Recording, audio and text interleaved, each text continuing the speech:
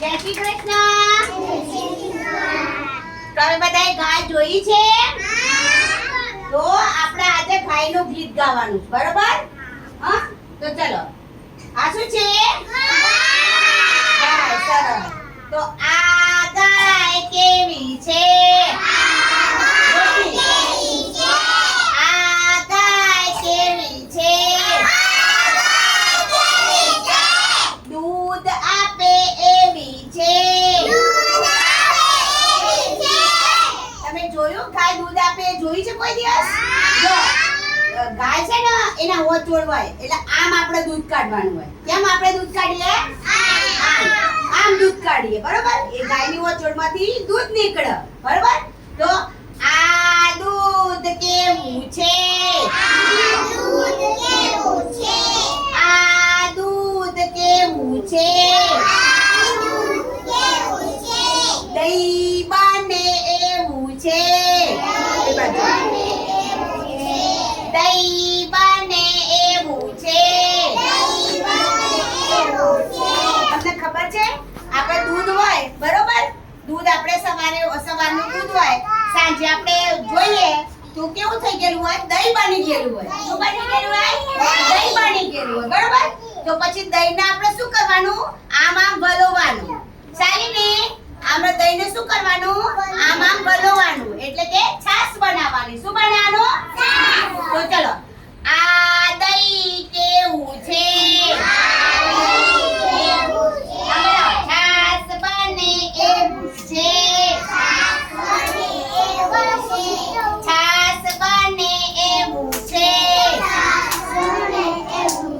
પછી આમ આપણે વલોવીએ, બરોબર? છાશને વલોવીએ આપણે એટલે પાણી નાખ્યું હોય અંદર, બરોબર? દહીંમાં પાણી નાખીને આમ વલોવાનું. પછી નીચે છાશ રે અને ઉપર શું આવે? માખણ આવે. શું આવે? માખણ આવે. તો આ છાશ કેવી છે? માખણ બને એવી છે. માખણ બને એવી છે. આ માખણ કેવું છે? પછી માખણને આપણે ચૂલા પર મૂકીએ, ગેસ ઉપર મૂકીએ, ગરમ કરીએ એટલે એમાંથી શું બને? ઘી બને. બરોબર? ઘી બને. તો આ માખણ કેવું છે? ઘી બને એવું છે. ઘી બને એવું છે. આ ઘી કેવું છે? લાડુ બને એવું